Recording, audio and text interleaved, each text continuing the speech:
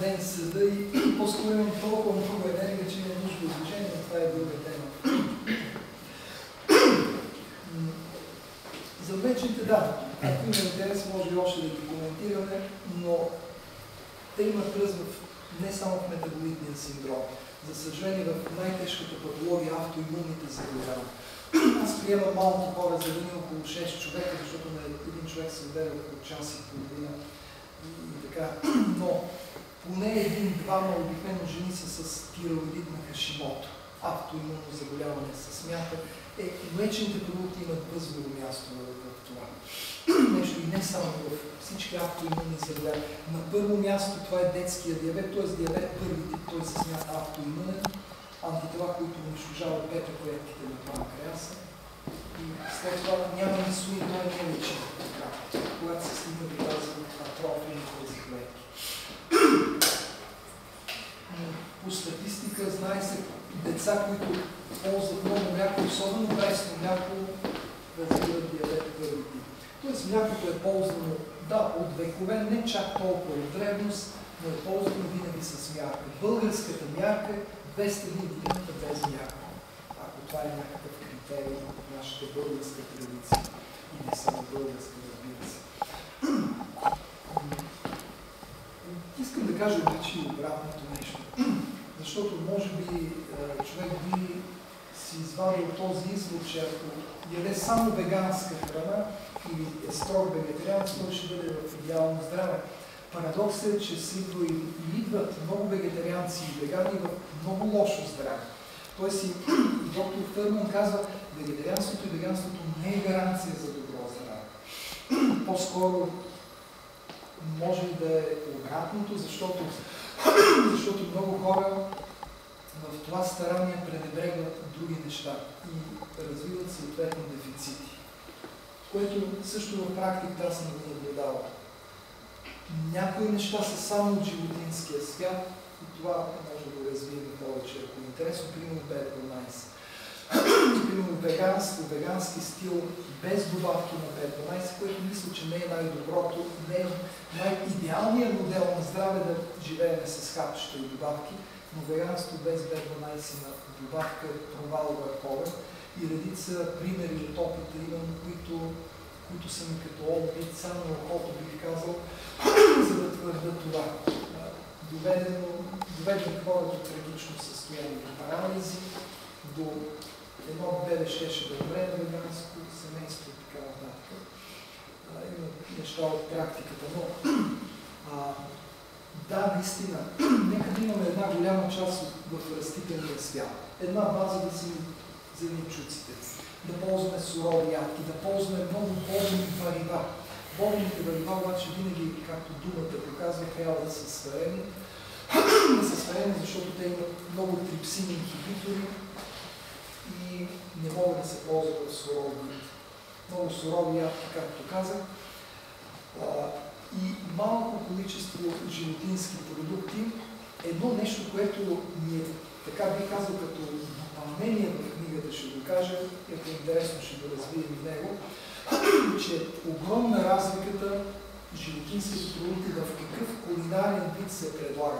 Ето това е нещо, което аз мисля, че тук може би е облегнало в китайското изследване. Да, там дава, че се вдига процента на всички заболявания, ако се колкото повече животински продукти, повече заболявания, но нямаме дистинкцията дали става дума за сурова храна или не. Защото имаме примери за обратното. Да кажем, ескимосите, това са инуитите всъщност, защото ескимос вече е така нежелана дума. Това е като негър, да кажем, обидно. Инуит е названието на тия хора, защото значи истински човек превод. Както и да е, при ескимосите те са се хранили в древност, разбира се, днес манколници са като американци, казват на шега, без да е истина. Но те са се хранили изключително с сурово месо, предимно сурова риба, но и не само. Тюленова маса, богата на много наситени масни киселини. Би трябвало да развиват страшна склероза, да имат делинертивизъм. Не са имали. Вярно, остарява и са сравнително бързо сравнени с други популации, консумирайки почти на моменти над 90% месо. И и са били добро здраве, но се гояли в суров вид. Огромна е разликата за един животински продукт, дали в сурово или готово. Ще кажете как да ядем сурово месо. Българин на гоял, това са традиционните пастърни, луканки, сушените меса. Това е древната форма, която е и съвременна. Разбира се, веднага искам да кажа, в никакъв случай не купените колбаси, защото излишно е, може би, да кажем защо, но нека най-важното да кажа, съдържат най-страшния консервант, просто казвам Е250 натриев нитрит. Не е нитрат, нитрата не е токсичен. Зеленчуците с нитратите не са нищо, не ги броите. Не е токсично това. Токсичното в зеленчука е пестицида, който е масно разтворив, за съжаление, а в колбасите е сложен консервант натриев нитрит. Това е Е250. Направете си опит, която и да е фирма, там е сложила това, защото е задължено да го сложи. Така че купените сушени не ни извършат работа, напротив, те са страхотни канцерогени.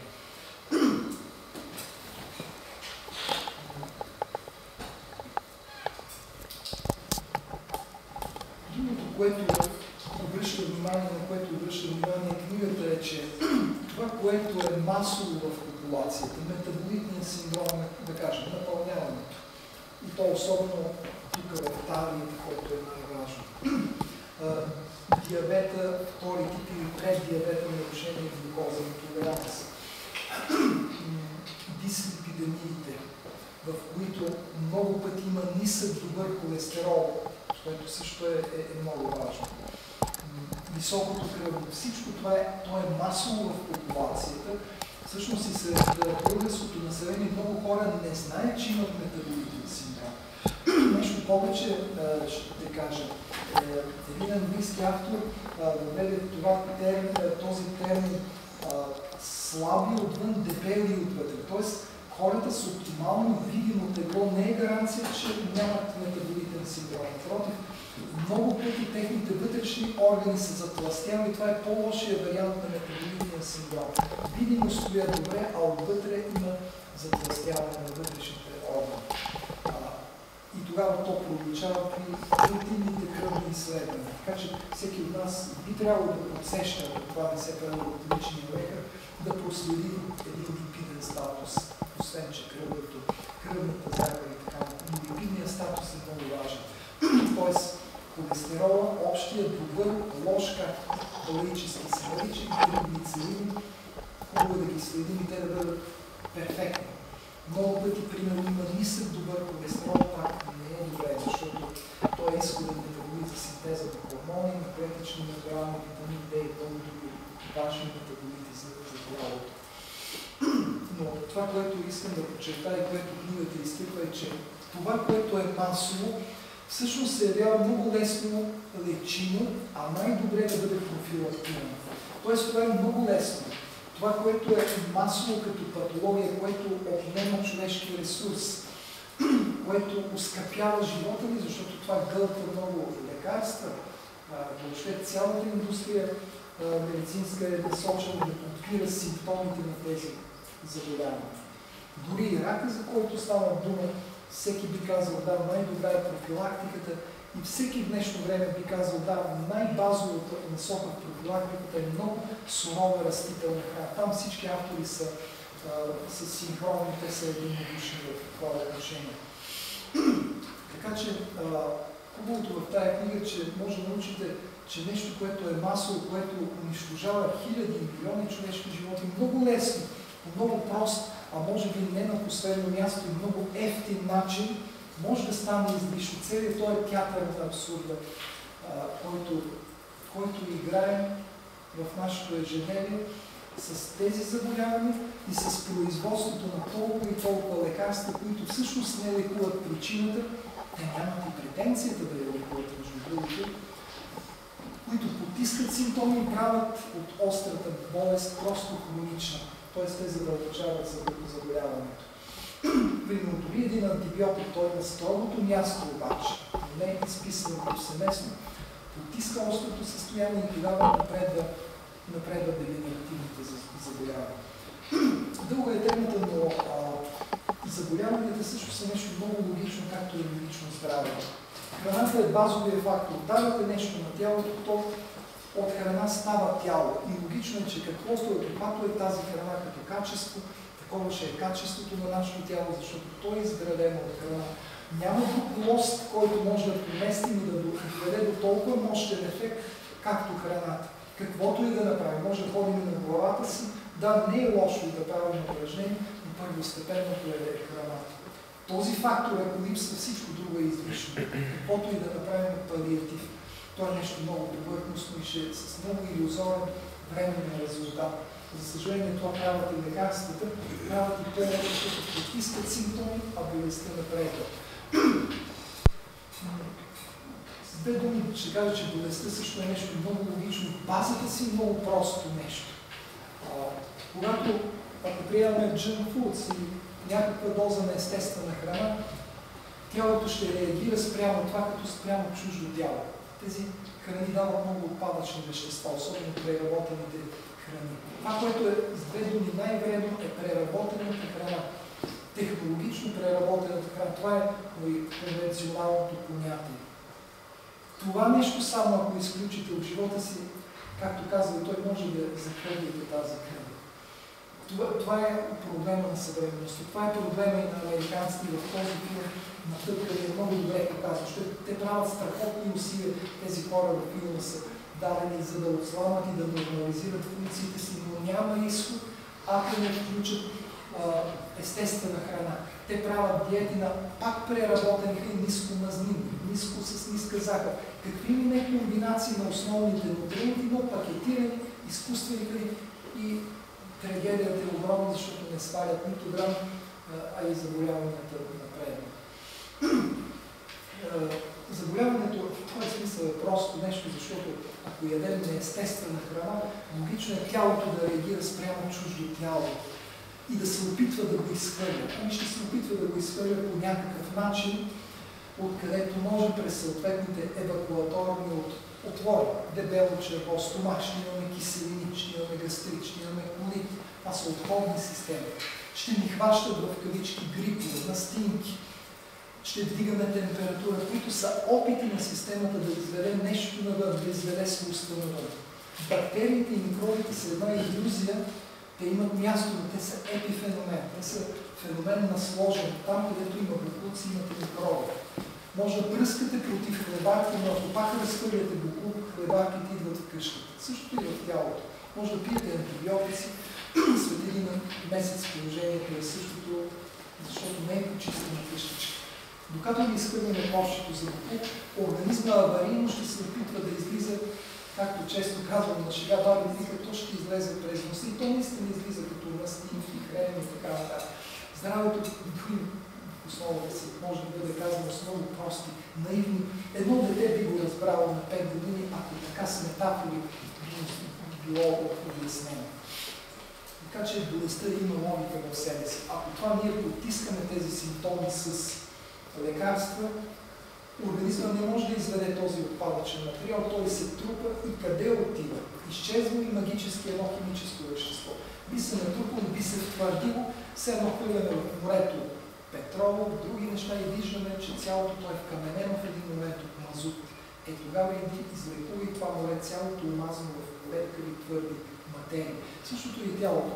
Тези неща се втвърдяват и запушват, правят камъни в жлъчния курва, бъбреците камъни, запушват съдовете, правят склероза и оттам каквото се седите при запушени съдови, инсулти, инфаркти и така нататък. И най-накрая, когато организма се чуди къде да колектира тези отпадъци, ги затваря под форма на някакви турбички. Всеки разумен човек всъщност би направил, ако не може да се изхвърли буклука и то е много, ще го събере в турбички, в някакви кофички и няма да го разхвърли из къщата. Тялото прави същото и формира кошчета за буклук, топки, пълни с буклук, които на латински наричаме тумор. Тумор значи буца на латински, клетки, поеми буклука, като някаква отчаяна защитна реакция в организма да не се отрява, а поне да бъде някъде складирано това нещо. Това е пък е към някакъв много прост, известен всъщност, не е толкова мистериозен. Но тази книга е част от пъзела на здравето. Тя ще ви помогне много, защото наистина, ако сложите една база, да имате голяма част сурова растителна храна, особено зеленчуците и особено сред тях зеленолистите да бъдат пазени, наистина може да захвърлиме всяка друга книга за здраве. Защото животните не четат книги за здраве, но няма по-болна популация от човешка. Те са, колкото и да са болни животните, няма чак толкова болни, колкото човешката парадоксално. Ние влагаме толкова средства, примерно, толкова инвестиции, такова перо от бюджета отива за медицина. Всичко това е един театър на абсурда, обаче и може да бъде различно с много прости и ефтини неща. Ето тази книга е част от насоката в това нещо и тя не може да ви помогне в това отношение.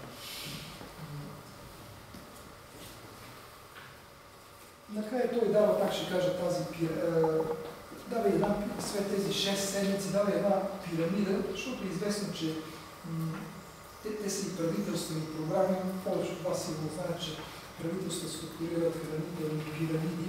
Американците няколко пъти я реализираха, но този автор дава и негативите, че всъщност само квалитативно нещо е променено по същия начин. Пирамидата е както старата преди 2005 година. Затова и резултатите са такива. Тя, ако е много добра, американците би трябвало за няколко години да са в съвсем здравословна форма, то не става напротив. И той дава тази пирамида, която така е илюстрирал тук, базата да бъдат зеленчуците, да ползваме също плодове в неограничено количество, бодени варива. Задушени зеленчуци също в неограничено количество и по-нагоре в по-малко количество дават животинските храни, по възможност нетехнологично преработени на върха, т.е. най-малко да ползваме технологично преработени храни. Ако мога с една дума да кажа коя е думата за злото по отношение на здравето, това е технологично преработени храни.